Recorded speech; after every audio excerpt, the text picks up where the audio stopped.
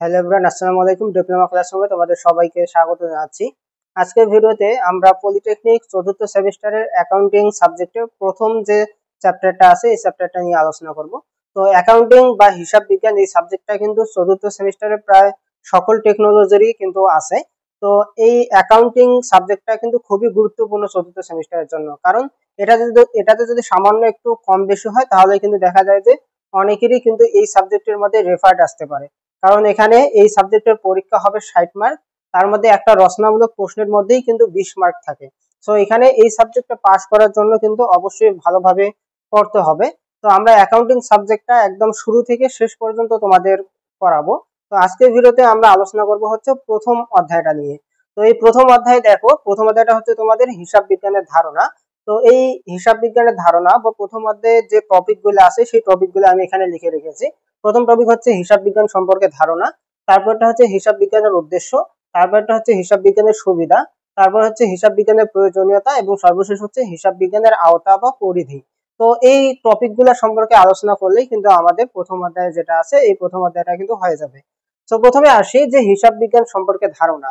তো যেহেতু আমরা অ্যাকাউন্টিং সাবজেক্টটা পড়বো, তার মানে আগে আমাদেরকে অ্যাকাউন্টিং সম্পর্কে জানতে হবে, অ্যাকাউন্টিং কাকে বলে সেটা সম্পর্কে বুঝতে হবে। তো অ্যাকাউন্টিং আসলে কাকে বলে বা হিসাব বিজ্ঞান কাকে বলে? তো এই হিসাব বিজ্ঞান কথাটি কিন্তু হিসাব এবং বিজ্ঞান এই দুইটার সমন্বয়ে গঠিত। তো হিসাব বিজ্ঞান বলতে আমরা সেই শাস্ত্রকে বুঝি যেই শাস্ত্র কোনো ব্যক্তি বা প্রতিষ্ঠানের যাবতীয় আর্থিক কার্যাবলীকে হিসাবের বহিতে সুষ্ঠুভাবে লিপিবদ্ধ করার কৌশল শিক্ষা দেয় এবং তা থেকে বিশুদ্ধ ফলাফল নির্ণয়ের কৌশল শিক্ষা দেয় বা বিশুদ্ধ ফলাফল জানা যায়।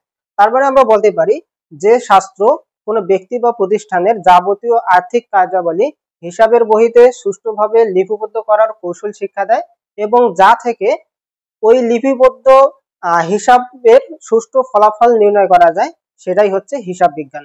তাহলে হিসাব বিজ্ঞান আমাদেরকে দুইটা শিক্ষা দেয়। একটা হচ্ছে যাবতীয় আর্থিক কার্যাবলী বা লেনদেন সমূহকে হিসাবের বহিতে লিপিবদ্ধ করার কৌশল, আর একটা হচ্ছে ওই লিপিবদ্ধ হিসাব থেকে কিভাবে আমাদের সুষ্ঠু ফলাফল বের করা যায় বা আর্থিক অবস্থা নিরূপণ করা যায় সেই কৌশলটাও কিন্তু শিক্ষা দিয়ে থাকে। তো আশা করি যে হিসাব বিজ্ঞান কাকে বলে এই বিষয়টা তোমরা ক্লিয়ার। এবার আসি যে হিসাব বিজ্ঞানটা আসলে উৎপত্তি হয় কিভাবে বা হিসাব বিজ্ঞানের জনক আসলে কে। তো হিসাব বিজ্ঞানের জনক মূলত বলা হয় হচ্ছে লুকা দি পেসিওলিকে। তাহলে হিসাব বিজ্ঞানের জনক হচ্ছে লুকা দি পেসিওলি। তো ইনি হচ্ছে হিসাব বিজ্ঞানের জনক। তো এনাকে হিসাব বিজ্ঞানের জনক বলার কারণটা আসলে কি, এটা কিন্তু সংক্ষিপ্ত প্রশ্নের মধ্যে আসে, আবার অতি সংক্ষিপ্ত প্রশ্নের মধ্যেও কিন্তু দিতে পারে। তো এই লুকা দি পেসিওলিকে হিসাব বিজ্ঞানের জনক বলা হয় কারণ হচ্ছে হিসাব বিজ্ঞানের সবচেয়ে গুরুত্বপূর্ণ একটা পদ্ধতি হচ্ছে দুতরফা দাখিলা পদ্ধতি। তো এই দুতরফা দাখিলা পদ্ধতি সর্বপ্রথম আবিষ্কার করেন হচ্ছে লুকা দি পেসিওলি। এবং এই দুতরফা দাখিলা পদ্ধতি এমন একটা পদ্ধতি যেই পদ্ধতি অনুসরণ করে লেনদেন সমূহকে সংরক্ষণ করা যায় এবং ওই লেনদেন সমূহ থেকে কিন্তু বিশুদ্ধ ফলাফল নির্ণয় করা যায়। তো এই যে দুতরফা দাখিলা পদ্ধতি, তাহলে লুকা দি পেসিওলি কি আবিষ্কার করছেন বা সর্বপ্রথম কি রচনা করেছেন? দুতরফা দাখিলা পদ্ধতি। দুতরফা দাখিলা পদ্ধতি। তো এই দুতরফা দাখিলা পদ্ধতিটা কিন্তু সর্বজন গৃহীত এবং সর্বজন স্বীকৃত এবং এটা কিন্তু বহুলভাবে ব্যবহৃত। এবং এই দুতরফা দাখিলা পদ্ধতির কারণেই কিন্তু হিসাব বিজ্ঞানের উৎকর্ষতা আরো বৃদ্ধি পেয়েছে। তো এ কারণেই মূলত লুকা দি পেসিওলিকে হিসাব বিজ্ঞানের জনক বলা হয়ে থাকে। সো আশা করি যে লুকা দি পেসিওলিকে কেন হিসাব বিজ্ঞানের জনক বলা হয় সেটা তোমাদের মধ্যে ক্লিয়ার। এখন এই হিসাব বিজ্ঞানের সম্পর্কিত কিন্তু বিভিন্ন ধরনের গ্রন্থ আছে, বাট সর্বপ্রথম যে গ্রন্থটা রচনা করা হয় সেটা হচ্ছে সুম্মা দি এরিথমেটিকা জিওমেট্রিয়া প্রপোর্শনালিটা। তাহলে সর্বপ্রথম গ্রন্থ অর্থাৎ হিসাব বিজ্ঞান সম্পর্কে সর্বপ্রথম গ্রন্থটা হচ্ছে সুম্মা দি এরিথমেটিকা জিওমেট্রিয়া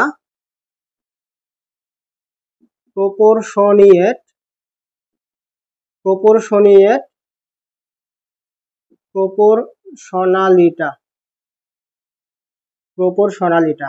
তাহলে এই যে গ্রন্থটা, এই গ্রন্থটা হচ্ছে হিসাব বিজ্ঞান সম্পর্কে সর্বপ্রথম রচিত গ্রন্থ, এবং এই গ্রন্থটা রচনা করা হয় মূলত 1494 সালে।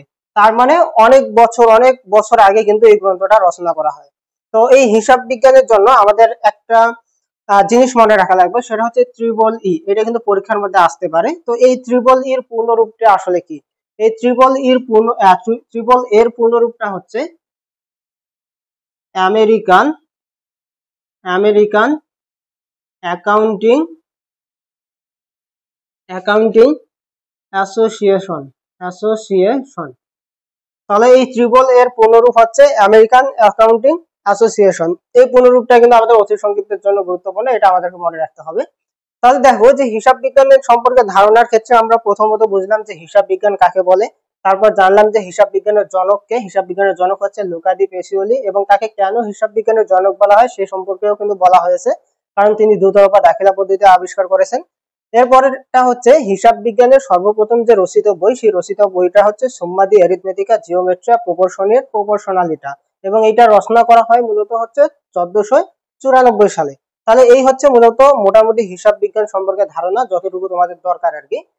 তাহলে আমাদের হিসাব বিজ্ঞান সম্পর্কে যে ধারণাটা, এই ধারণাটা আমাদের ক্লিয়ার। এখন আমরা আলোচনা করব হচ্ছে হিসাব বিজ্ঞানের উদ্দেশ্য, মানে হিসাব বিজ্ঞানটার উদ্দেশ্যটা আসলে কি কি হইতে পারে। তাহলে আমরা কোনো ব্যবসা প্রতিষ্ঠান বা আমাদের ব্যক্তিগত যে আর্থিক কার্যাবলীগুলো আছে, এই কার্যাবলীগুলো যদি আমরা কোনো হিসাবের বইতে লিপিবদ্ধ করি এবং সেগুলো থেকে যদি আমরা ফলাফল নির্ণয় করি, তাহলে সেইগুলো থেকে আমরা কি কি সুযোগ সুবিধা আসলে পেতে পারি।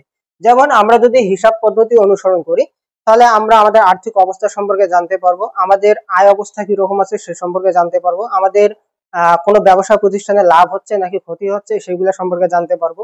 তার মানে এইগুলা কি? এইগুলো হচ্ছে হিসাব বিজ্ঞানের কিন্তু সুবিধা, বা এইগুলো হচ্ছে হিসাব বিজ্ঞানের উদ্দেশ্য, বা এইগুলো হচ্ছে হিসাব বিজ্ঞানের প্রয়োজনীয়তা। তাহলে আমরা প্রথমত দেখি যে হিসাব বিজ্ঞানের উদ্দেশ্যগুলা কি কি। তাহলে হিসাব বিজ্ঞানের উদ্দেশ্য, তাহলে হিসাব বিজ্ঞানের উদ্দেশ্য, তাহলে হিসাব বিজ্ঞানের উদ্দেশ্য কি হতে পারে? দেখো, হিসাব বিজ্ঞানের ক্ষেত্রে আমরা জানি যে আর্থিক লেনদেন সমূহকে লিপিবদ্ধ করা হয়। তার মানে এটার একটা কি স্থায়ী লিপিবদ্ধ থাকে। তাহলে 1 নম্বর উদ্দেশ্যটা হচ্ছে লেনদেন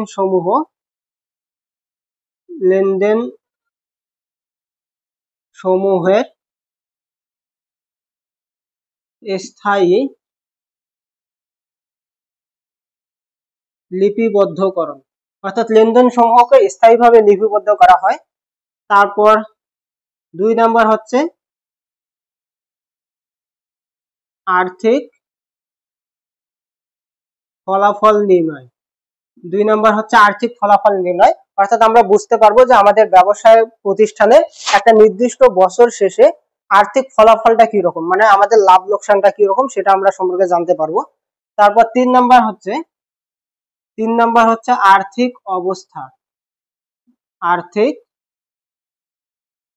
অবস্থা সম্পর্কে জানা।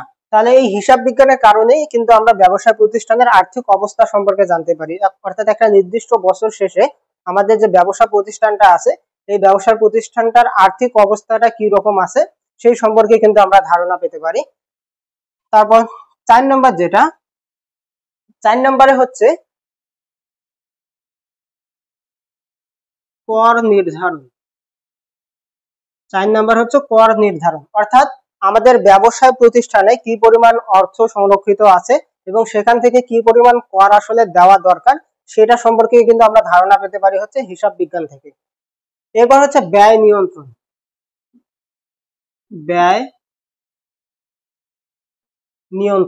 তাহলে ব্যয় নিয়ন্ত্রণটা কি? আমরা হিসাব পদ্ধতির মাধ্যমেই কিন্তু বুঝতে পারি যে আমাদের কোন কোন খাতে আসলে বেশি ব্যয় হচ্ছে, কি কি কারণে আমাদের লাভ লোকসান হচ্ছে, বা আমাদের ব্যবসা প্রতিষ্ঠানে কি রকম লাভ আসতেছে, বা কোন খাতে কি পরিমাণ ব্যয় কমালে আমাদের লাভের পরিমাণটা আরো বেশি হইতে পারে, বা কোন কোন খাতে কোন ব্যয়গুলা কমালে আমাদের লোকসানের পরিমাণটা কমে আসতে পারে, সেই সম্পর্কেই কিন্তু মূলত ধারণা দেয় হচ্ছে হিসাব বিজ্ঞান।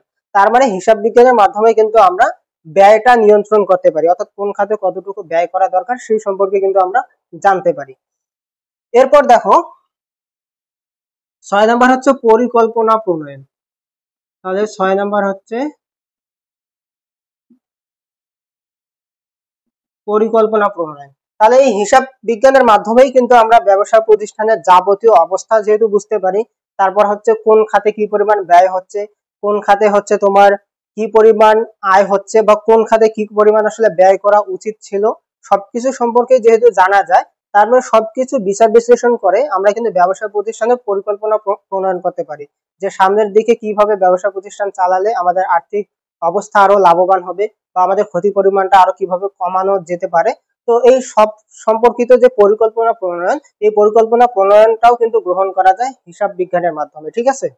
আচ্ছা, এরপর দেখো যে 7 নাম্বার হচ্ছে চুরি জালিয়াতি রোধ করা যায়। তাহলে চুরি জালিয়াতি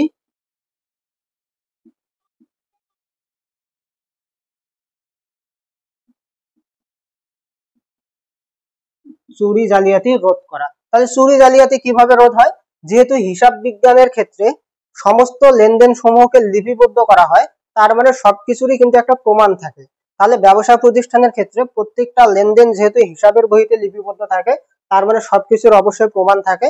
তো এখানে কোনোভাবে ব্যবসা প্রতিষ্ঠান থেকে কিন্তু টাকা চুরি বা জালিয়াতি করে নেওয়া যায় না, কারণ টাকা চুরি বা জালিয়াতি করে নিতে গেলে অবশ্যই হিসাবের বইতে তার হিসাবটা মিলাতে হবে।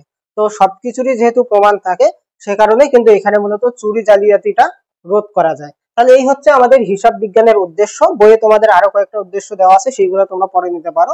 তাহলে হিসাব বিজ্ঞানের উদ্দেশ্য যদি তোমাদের রচনামূলকে আসে, তো তোমরা এই পয়েন্টগুলা দিয়ে প্রত্যেকটা পয়েন্টের একটু বিস্তারিত লিখে দিলেই কিন্তু হয়ে যাবে। আর যদি সংক্ষিপ্তের মধ্যে আসে, তাহলে বিস্তারিত লেখার দরকার নেই, এতটুকু দিয়ে দিলেই কিন্তু হয়ে যাবে। তাহলে আমাদের হিসাব বিজ্ঞানের উদ্দেশ্যটা ক্লিয়ার। এরপর আসি হিসাব বিজ্ঞানের সুবিধা। তো হিসাব বিজ্ঞানের সুবিধাটা আসলে কি? এই উদ্দেশ্য এইগুলাই কিন্তু হিসাব বিজ্ঞানের সুবিধা। কিভাবে সুবিধা? হিসাব বিজ্ঞান ব্যবহারের ফলে আমরা কি করতে পারি? চুরি জালিয়াতি রোধ করতে পারি, তার মানে এটা হচ্ছে হিসাব বিজ্ঞানের একটা সুবিধা। তারপর হচ্ছে পরিকল্পনা প্রণয়ন করতে পারি, এটা হচ্ছে হিসাব বিজ্ঞানের একটা সুবিধা। ব্যয় নিয়ন্ত্রণ করতে পারি, এটাও হচ্ছে হিসাব বিজ্ঞানের একটা সুবিধা। তার মানে হিসাব বিজ্ঞানের উদ্দেশ্য যেটা, হিসাব বিজ্ঞানের সুবিধাটাও কিন্তু একদম সেম। এরপর আসি হিসাব বিজ্ঞানের প্রয়োজনীয়তা। তাহলে হিসাব বিজ্ঞানের প্রয়োজন কখন হয়? যখন আমরা চুরি জালিয়াতি রোধ করতে চাই, যখন পরিকল্পনা প্রণয়ন করতে চাই, যখন ব্যয় নিয়ন্ত্রণ করতে চাই, যখন কর নির্ধারণ করতে চাই, তো তখন কার প্রয়োজন হয়? হিসাব বিজ্ঞানের কিন্তু প্রয়োজন হয়। তো এখানে দেখা যাচ্ছে যে হিসাব বিজ্ঞানের উদ্দেশ্য, হিসাব বিজ্ঞানের সুবিধা, হিসাব বিজ্ঞানের প্রয়োজনীয়তা, এই তিনটা বিষয় কিন্তু প্রায় একই রকম, যদিও একটু ব্যতিক্রম, বাট তিনটা জিনিসই কিন্তু সেম। শুধু অ্যান্সার লেখার ক্ষেত্রে তোমরা একটু ভিন্নভাবে লিখবা। যদি প্রয়োজনীয়তা চায়, তাহলে সেই ক্ষেত্রে এই সেম পয়েন্ট গুলাই একভাবে লিখবা। যদি সুবিধাগুলা চাই, তাহলে এই সেম পয়েন্ট গুলাই আরেক ভাবে লিখবা। অ্যান্সার কিন্তু একটাই, বাট এই প্রশ্নে তোমার যখন যেটা চাবে সেভাবে তোমরা লিখে দিবা। তো আশা করি যে হিসাব বিজ্ঞানের উদ্দেশ্য, তারপর হচ্ছে হিসাব বিজ্ঞানের সুবিধা এবং হিসাব বিজ্ঞানের প্রয়োজনীয়তা, এইগুলা হচ্ছে তোমাদের ক্লিয়ার। তো এইগুলা যদি ক্লিয়ার হয়ে থাকে, এখন আমরা চলে যাব হিসাব বিজ্ঞানের আওতা বা পরিধি সম্পর্কে আলোচনা করার জন্য। হিসাব বিজ্ঞানের যে আওতা, এই আওতাগুলো আমরা এখানে চিত্রের মাধ্যমে উপস্থাপন করেছি। তো হিসাব বিজ্ঞানের আওতা বা পরিধিটা হচ্ছে তিনটা ক্ষেত্রে হয়। প্রথমত হচ্ছে ব্যক্তির ক্ষেত্রে, তারপর হচ্ছে পারিবারিক ক্ষেত্রে, তারপর হচ্ছে সামাজিক ক্ষেত্রে। তো ব্যক্তির ক্ষেত্রে হচ্ছে আমাদের ব্যক্তিগত যে হিসাবপত্র আছে সবকিছু হচ্ছে ব্যক্তির ক্ষেত্রে। তারপর হচ্ছে পারিবারিক ক্ষেত্রে, অর্থাৎ আমাদের যে সাংসারিক হিসাব, এই হিসাবগুলো হচ্ছে পারিবারিক ক্ষেত্রে। এরপর হচ্ছে সামাজিক ক্ষেত্রে। তো এই সামাজিক ক্ষেত্রে যে হিসাবটা, এই হিসাবটাকে আমরা দুইটা ভাগে ভাগ করতে পারি। একটা হচ্ছে কারবারি প্রতিষ্ঠান, আর একটা হচ্ছে অকারবারি প্রতিষ্ঠান। তাহলে কারবারি প্রতিষ্ঠান কোনটা? যেই প্রতিষ্ঠানগুলা মূলত মুনাফা অর্জনের উদ্দেশ্যে কাজ করে, সেইগুলো হচ্ছে কারবারি প্রতিষ্ঠান। যেমন হচ্ছে এক মালিকানা, অংশীদারি, সমবায়, কোম্পানি। অর্থাৎ যে যে প্রতিষ্ঠানের মালিক হচ্ছে একজন, সেটা হচ্ছে এক মালিকানা। তারপর হচ্ছে অংশীদারি, মানে যেটাতে অংশীদারিত্ব আছে অনেকজনেরই। তো এরপরে সমবায় আছে, কোম্পানি আছে। তার মানে আমরা বিভিন্ন ধরনের যে ব্যবসা প্রতিষ্ঠানগুলো লক্ষ্য করি, সেইগুলাই হচ্ছে মূলত কারবারি প্রতিষ্ঠান। তাহলে সামাজিক ক্ষেত্রে আমরা দুইটা ভাগে ভাগ করি, একটা হচ্ছে কারবারি প্রতিষ্ঠান আর একটা হচ্ছে অকারবারি প্রতিষ্ঠান। তো এই কারবারি প্রতিষ্ঠানটাকে আবার মূলত চার ভাগে ভাগ করা হয়, যেটা হচ্ছে এক মালিকানা, অংশীদারি, সমবায় এবং কোম্পানি। এরপর আসে অকারবারি প্রতিষ্ঠান। যে প্রতিষ্ঠানগুলো আসলে মুনাফা লাভের উদ্দেশ্যে কাজ করে না, মানুষের সেবা প্রদানের জন্য কাজ করে, সেইগুলা হচ্ছে মূলত অকারবারি প্রতিষ্ঠান। যেমন হচ্ছে রাষ্ট্রীয়, আর একটা হচ্ছে সেবামূলক প্রতিষ্ঠান, যেমন স্কুল, কলেজ, মাদ্রাসা। এইগুলা হচ্ছে মূলত কি? সেবামূলক প্রতিষ্ঠান। আর রাষ্ট্রীয় কোনটা? রাষ্ট্রীয় হচ্ছে দুই ধরনের। একটা হচ্ছে সরকারি প্রতিষ্ঠান ও বিভাগ সমূহ, অর্থাৎ বিভিন্ন সরকারি যে বিভাগগুলো আছে, যে বিভাগগুলো মানুষের সেবা দানের জন্য কাজ করে, সেইগুলো হচ্ছে সরকারি প্রতিষ্ঠান। এরপর হচ্ছে আধা সরকারি স্বায়ত্তশাসিত প্রতিষ্ঠান। তো বাংলাদেশে কিন্তু অনেক ধরনের আধা সরকারি স্বায়ত্তশাসিত প্রতিষ্ঠান আছে, যেগুলা মানুষের সেবার জন্য কাজ করে। তো এখানে হিসাব বিজ্ঞানের আওতাটা কিন্তু উল্লেখ করা আছে। যদি তোমাদের রচনামূলক প্রশ্নের মধ্যে এই প্রশ্নটা কখনো এসে যায়, তো তখন তোমরা এই চিত্রটা উল্লেখ করে দেবা এবং প্রত্যেকটা পয়েন্ট সম্পর্কে জাস্ট কিছু একটা লেখবা, তাহলেই কিন্তু রচনামূলক প্রশ্নটা হয়ে যাবে। তাহলে আমি আরেকবার রিপিট করি, দেখো যে হিসাব বিজ্ঞানের আওতাটাকে আমরা তিনটা ক্ষেত্রে ভাগ করি। একটা হচ্ছে ব্যক্তির ক্ষেত্রে, পারিবারিক ক্ষেত্রে, সামাজিক ক্ষেত্রে। ব্যক্তির ক্ষেত্রে তো বোঝোই যে নিজস্ব যে হিসাব পত্র আছে সবকিছু হচ্ছে ব্যক্তির ক্ষেত্রে। আর পারিবারিক হচ্ছে আমাদের সাংসারিক জীবনে যে হিসাবপত্র, সেইগুলো হচ্ছে পারিবারিক ক্ষেত্র। আর সামাজিক ক্ষেত্রটাকে আমরা দুই ভাগে ভাগ করি, একটা হচ্ছে কারবারি প্রতিষ্ঠান আর একটা অকারবারি প্রতিষ্ঠান। যে প্রতিষ্ঠানটা মূলত ব্যবসা করার উদ্দেশ্যে কাজ করে, সেই প্রতিষ্ঠানগুলোকে বলা হয় কারবারি প্রতিষ্ঠান। আর যেগুলা মূলত ব্যবসা করার উদ্দেশ্যে কাজ করে না, সেবা প্রদানের উদ্দেশ্যে কাজ করে, সেইগুলো হচ্ছে অকারবারি প্রতিষ্ঠান। তো কারবারি প্রতিষ্ঠানগুলো হইতে পারে এক মালিকানা বিশিষ্ট, অংশীদারিত্ব বিশিষ্ট, সমবায় বা কোম্পানি হইতে পারে। আর অকারবারিটা কি কি হইতে পারে? রাষ্ট্রীয় হইতে পারে অথবা সেবামূলক প্রতিষ্ঠান হইতে পারে, যেমন স্কুল, কলেজ। আর রাষ্ট্রীয় হইলে কি হয়, সেটা সরকারি হইতে পারে বা আধা সরকারি হইতে পারে। তো এই হচ্ছে মূলত হিসাব বিজ্ঞানের আওতা বা পরিধি। তো এই যে আজকে যতটুকু আলোচনা করা হইলো, এই সবকিছু তোমাদের বইয়ের মধ্যে আছে, এর বাইরে কিন্তু বইয়ের মধ্যে তোমার এই অধ্যায়ে আর কোনো কিছুই নাই। তো তোমরা যদি এই ক্লাসটা ভালো করে পড়ে থাকো, তাহলে বইয়ের মধ্যে আর কোনো পড়া তোমাদেরকে নতুন ভাবে পড়া লাগবে না। তো আমাদের এইরকম ভিডিও পেতে তোমরা আমাদের ডিপ্লোমা ক্লাসরুম ফেসবুক পেজে যুক্ত থাকতে পারো, আমাদের ডিপ্লোমা ক্লাসরুম চ্যানেলটা সাবস্ক্রাইব করতে পারো, এবং বিভিন্ন তথ্য জানার জন্য আমাদের ডিপ্লোমা ক্লাসরুম যে ফেসবুক গ্রুপ আছে, সেই ফেসবুক গ্রুপে কানেক্ট থাকতে পারো। সো আজকে ভিডিওতে এই পর্যন্ত, দেখা হবে পরবর্তী কোনো ভিডিওতে পরবর্তী কোনো চ্যাপ্টার নিয়ে। সে পর্যন্ত সবাই ভালো থাকো, সুস্থ থাকো। আল্লাহ হাফেজ।